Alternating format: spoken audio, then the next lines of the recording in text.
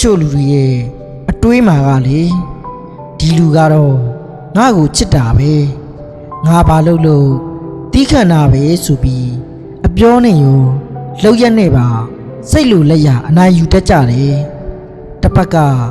တိတ်ချစ်လို့တီးခန့်တာကိုလေချစ်လို့စိုးတာလေဆိုတဲ့စကလုံးသုံးပြီးတက်တက်နေတာမာနတွေကသူ့ချီဘဝအောက်မှာအချစ်ကို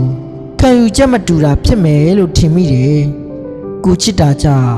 သူစိတ်အားငယ်မဲ့စကားအပြုတ်အမူသူ့စိတ်ထဲမှာသူ့ကိုမချစ်ဘူးလို့မြင်သွားမှတိတ်ဆိုးပါတယ်ကိုချစ်ကအဲ့လိုပါခန္ဓာကြီးနဲ့မမျှတဲ့အခါဒဏ်ရာတွေဖြစ်လာတတ်ပါတယ်တခုပါပဲလေ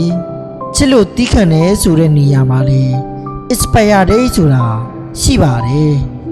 သူသိစေချင်တာသူ့နေရာမှာကိုသာဆိုရင်အဲ့လိုအတွေ့လေးတွေးရစီခြင်းနဲ့